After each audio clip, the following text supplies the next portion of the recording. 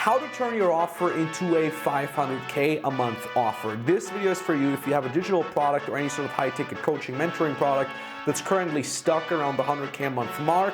This video will actually help you refine your offer and tweak it so you not only will sell much more easily, but it's also going to be the foundation for scaling beyond the 500K a month mark. If you're creating a new offer, this video is still going to be helpful for you, but it is definitely aimed at someone who knows what they're doing, already has a sales team, and who already has experience with offers that are roughly at 100K a month. This is rather a video that helps you with the tweaking of your current offer, although it helps with a new offer as well. Anyways, my new offer, actually the one that we just started in 2025, just hit the 500K a month mark for the first time here in April 2025. And this is no coincidence, mind you. I've done the same for my very first BizOp offer back in 2019. Back then we didn't use Hyros. This is just our own internal revenue collection sheet here. And I've repeatedly done this for clients of ours. For example, Florian down here, who we've gotten to 500K a month mark with his current offer as well. So I would kind of say I've acquired knowledge over the last years that allows me to craft offers that make $500,000 a month relatively quickly. Why? Because I've actually distilled a couple of key factors that distinguish these no-brainer offers from your regular run-off-the-mill offer that the market is currently being flooded with. So without any further ado, let me present to you the steps that will take you from mediocre offer to absolute no-brainer offer. Let's get started here. So these are usually the steps that regular offers kind of go through. First, it kind of starts with, teaching audience how to XYZ. I made this red and kind of gave it this like not really excited emoji here because this is what a lot of beginners are doing. They're just like, they think that the word teaching or learning is sexy enough for someone to buy. That's just not going to work. The only reason why I put that in here because there's a sort of like a growth curve that makes offers get better. There's like a linear curve from left to right. So this is definitely not an offer that you want to sell ever at all.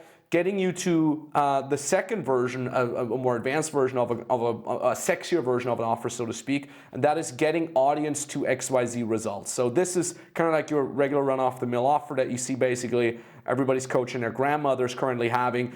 These are offers that can definitely make, people 10K a month. That's fine. If you sell a high ticket offer for like 3K, you can get like your 3-4 clients a month with this. Like, getting, middle-aged men to lose weight, or, getting stressed out mothers to find their favorite jeans again, like helping you make your first profit as a trader or something like that. This is a relatively straightforward offer.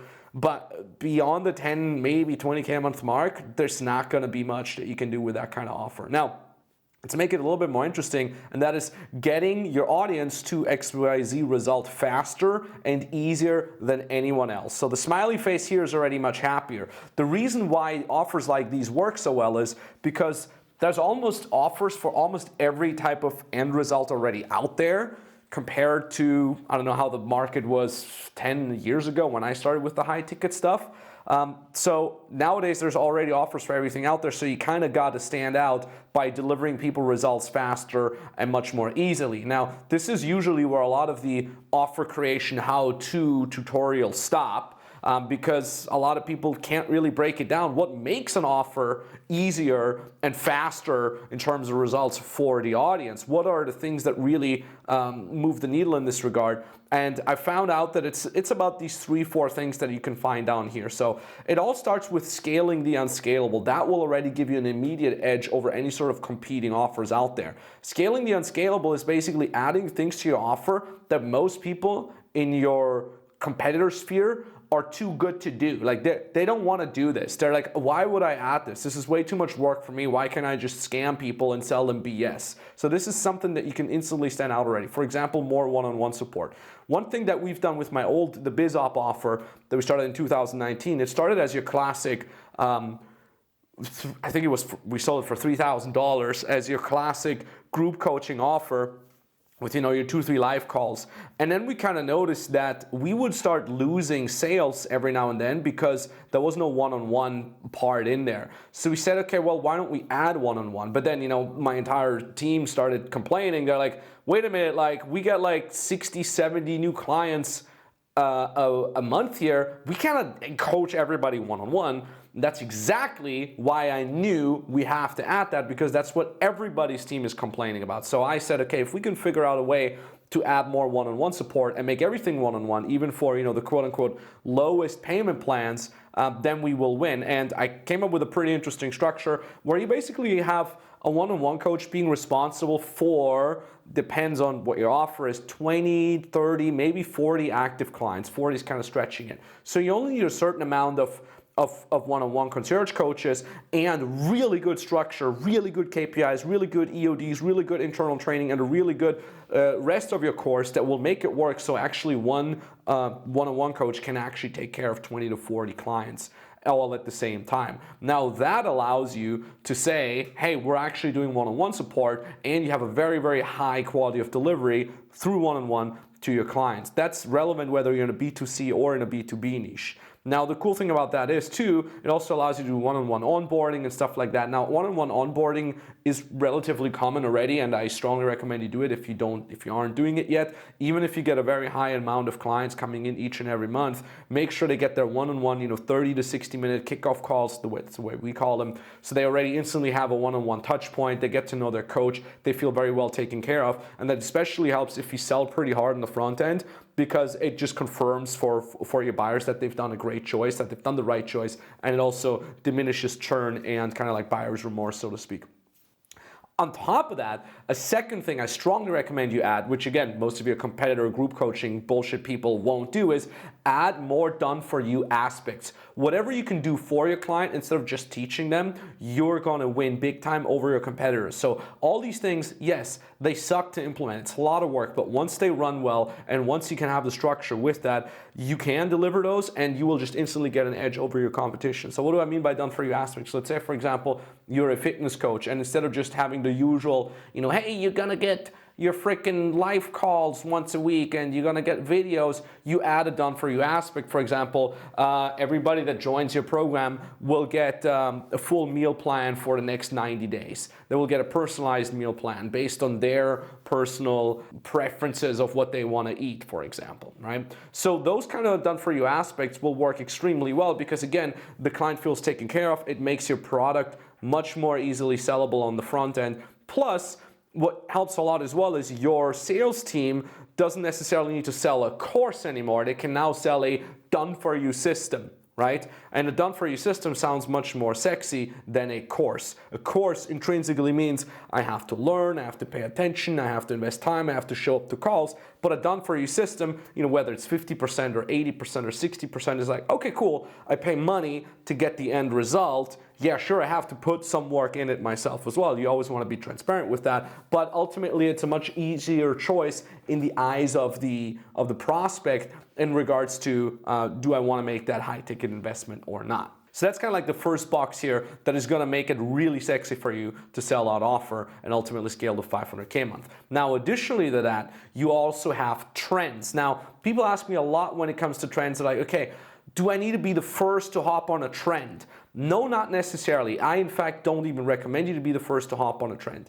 A great example is AI. What I want to recommend you here when it comes to trends in your offer, catch the market awareness. One of my mentors once said, when I asked him, hey, what makes a really good offer?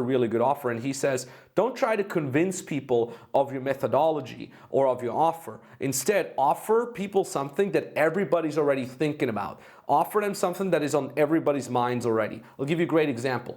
AI right now. Everybody's talking about AI. Everybody and their grandmother understand that AI is changing the future, is changing information, is changing everything, right? Like my mom knows what AI is. Now, 2 or 3 years ago, my mom wouldn't have known what AI is. So if you had added AI, an AI aspect to your product 2 or 3 years ago, it wouldn't have had the impact. Yeah, maybe you would have been one of the first ones in your industry, in your niche, but it wouldn't really have had the effect. Whereas now, everybody understands AI. If you add an AI aspect into your coaching offer, now you're good to go. In fact, I had a client of mine yesterday, and his offer is like helping 9-to-5ers make their first 10K a month via the skill of copywriting, right? So he basically teaches them how to become a remote copywriter, which in and of itself is a decent offer. But I also said, listen, what is everybody thinking of when it comes to copywriting? that it's going to be replaced with AI. This is now the market awareness, fully aware that AI is going to take all these copywriters' jobs. So if I'm about to buy from you and you're like, I'll teach you how to become a copywriter, I'm like, by the time I have mastered this thing and make my first money, AI will have already have taken my job. So why the hell would I pay you $3,000, $4,000, $5,000? But if the offer adjusts itself to the trend and says, hey, I teach you how to use AI to sell your marketing services, and AI does 90% of the work for you, so now you're making 10K a month and you have AI do most of the work done for you, and I'll show you how to do that, and that way you can make 10K a month. Now you have a sexy offer because you added that trend that everybody's already aware of. I hope that makes sense. So that is this little box here, time trends right. Now additionally to that, and this is really one of the biggest key factors when it comes to adding features to your offer that will make things super easy, and this is something especially important for your sales team. You want to take all the usual objections that you're getting and you want to turn them into features of your product, of your offer. This is such a genius thing. It took me so long to really figure that out. Hear me out. So for example, let's say you have an offer where people say, I need more accountability, or I've tried it before, I bought someone else's product, but they didn't give me enough accountability, which is some stupid group coaching, and therefore I got burned, and now I have trust issues when I'm buying another product or another program. Well, what I hear here is the fact that there's people who are stuck with shitty accountability and they want more hand-holding. So what I would do in this case, I would create a feature within my offer that is called the fail-safe accountability system, right? So you would literally pitch that to people and say, hey, listen, well, actually part of our product here is the fail-safe accountability system, which means that there's going to be a one-on-one coach who's going to always help you out every Friday. It's kind of like a fail-safe, meaning every time you slip off, you get off the proven path, you slip off your goals, it will automatically activate that switch, and your one-on-one coach will reach out to you, they'll hop on a call with you, and they'll make sure you stay motivated, right? So now you've turned an objection into a feature. Another great example is, to bring it back to the copywriter example, right? Somebody says, well, okay, but copywriting, I have to understand the technology behind it, and I have to really understand how to use all these tools. Well, don't you worry, because part of our done-for-you copywriting system is an easy step-by-step plan. It's a PDF, it's a one-pager that will allow you to overcome these tech issues. We call this the no-brainer tech stack, right? Again, I'm just making stuff up right now. So now you've again turned an objection of, but I don't understand technology, into a feature of the product that fixes that objection. So every time you get an objection and it recurs, I would strongly recommend you as a business owner or your sales team to write these objections down and then do a little bit of brainstorming and ask yourself, what sort of feature can we build into our offer that handles that objection that we can then make part of either the pitch directly or make it part of the objection handling, meaning if it comes up in a sales call, your sales guy can step in and say, well, don't you worry about the technology part because we actually have the blah, blah, blah, fail-safe accountability or the technology no-brainer stack or whatever it is. So I want you to be mindful of that with the offer creation. And I see a lot of business owners kind of create an offer and they see it as a separate thing. Now here's the offer, and then the next compartment is the marketing, and then the next compartment is the sale. What we've done with each and every 500K a month offer is we connected the sales process to the offer creation. We made sure that the person who does the sales, your setter and your closer, or if you're doing the sales yourself, is very strongly connected to the offer, and there's kind of like a back and forth metamorphosis going on there, meaning that every time you get feedback from the closers of like, hey, this feature, people freaking love it, or this feature, people don't like it, or this objection is something we get a lot, it feeds back into the offer and you adjust your offer accordingly. And also, by the way, you adjust your marketing accordingly. Whenever your sales guys say, hey, every time I drop this feature, people are ready to buy, well, guess what? Now I would make a video about that on your free YouTube or wherever, or I would maybe even turn this into an ad. I would definitely talk about this more often, perhaps even in a pre-call video that you're sending out. Now on top of that, I also added guarantees. It kind of is the same category here. You want to offer guarantees whenever you can. I put conditional in the brackets here because it depends on the type of guarantee. Now, in my opinion, I would never just give out a blind guarantee, especially if I'm in a B2C kind of like beginner niche, because people will assume like, okay, I buy the program and then I don't have to do anything. And then if I don't get the result, I can just get my money back. Now, that might be something you're tempted to offer because it will make a sale easier, but I always recommend you have open and transparent conditions in there and saying, hey, listen, you can get your money back, but you have to make sure you go through the program, you have to make sure you show up to this many live calls and so on and so forth, and have the prospect agree to that in the sales call itself as well.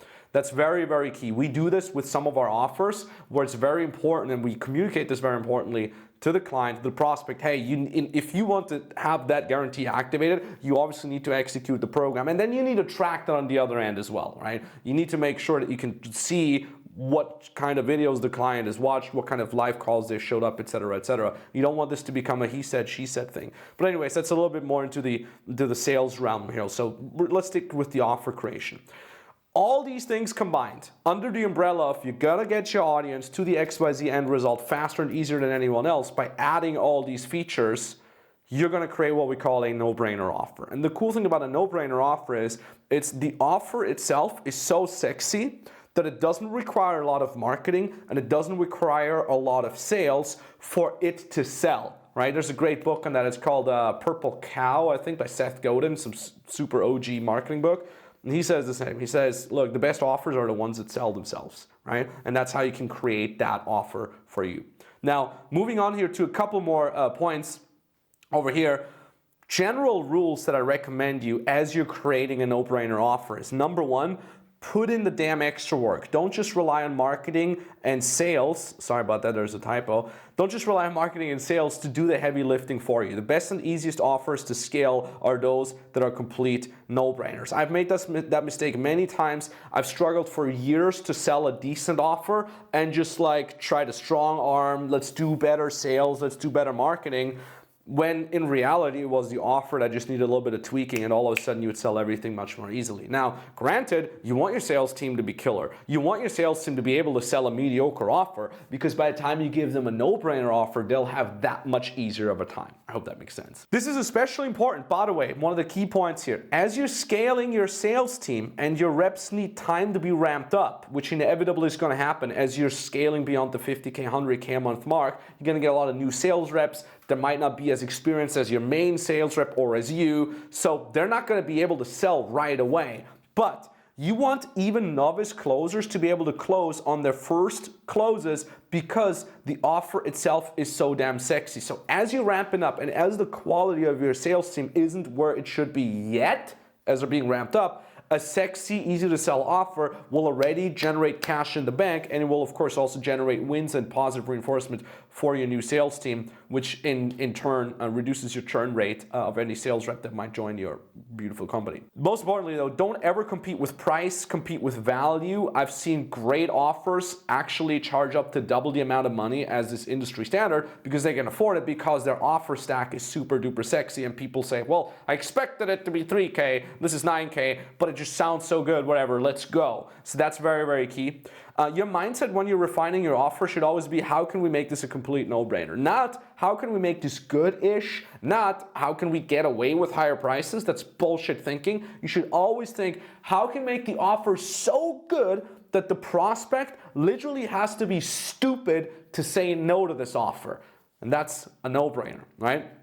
A perfect storm for a perfect offer is you have the most valuable offer on the market. You have high amounts of trust through branding, YouTube, Instagram, LinkedIn, whichever your preferred choice is, potentially both, potentially all of them, podcasts as well, great. And you want to have proof through testimonials, as much proof as possible. If you have all these three ramped up to 11, you're going to just sprint not only to 500K a month, but most likely also beyond that. I keep saying 500K a month because the new offer has just cracked 500K a month, and we haven't cracked $1 million a month yet. But follow me on the journey there. We're pretty close. It's going to be epic. Anyways, last but not least, just a little bit of touch on the basics. If you want higher quality clients with more buying power, save them more time, fix problems that are specific for rich people. How do you save rich people more time? By exactly focusing on these green little boxes here, because these are all helping your prospect to save more time. Because rich people only care about one thing. How can I leverage my money to give me more time? That's basically all they care about. So the more time you save someone, the better. And fix problems only for rich people. This is a little bit basic, but it bears worth repeating. Bear with me for a second here. Let's say, for example, you're a dating coach and you're just helping, I help guys find their dream woman. The problem that you're addressing here, finding their dream woman, is a problem that everybody has, from the 35-year-old millionaire all the way to the 18-year-old high school dropout. So I would turn the problems that my product fixes into rich people problems. For example, how to find your dream partner that is on, on eye level, so to speak, that is not a gold digger. Now, that's specifically a problem for someone with a lot of money, right? How to make sure you find love and that person actually loves you and not just your money. Now, this is a little bit more into marketing, like what kind of problems does your product address, but it bears worth emphasizing here at this point that you always need to think about the subsection of your market that you could potentially help that actually has the highest buying power, and think about whether or not they have separate problems, different problems, or slightly tweaked problems compared to the general public that does not have that type of buying power. That is basically it. That's my little mini masterclass, how to create offers that generate over 500K a month for you. Hey, if you want to work with me and my team directly on scaling your current offer, scaling your current business, automate it, kind of removing yourself as the CEO more and more out of the operations, make more money for yourself, and save more time, there's a link down in the description below where you can apply, where you can hop on a call with us. You can ask us a couple of questions. You can find out how exactly we can help you. And most importantly, if you have any questions, this is a tiny, tiny, super small channel. This is probably amongst the first videos that I'm going to put on that channel. I'm actually going to read all these comments myself. If you have a specific question, lay it out to me in the comments. I'll be super happy to help you. Other than that, thanks for watching. Cheers.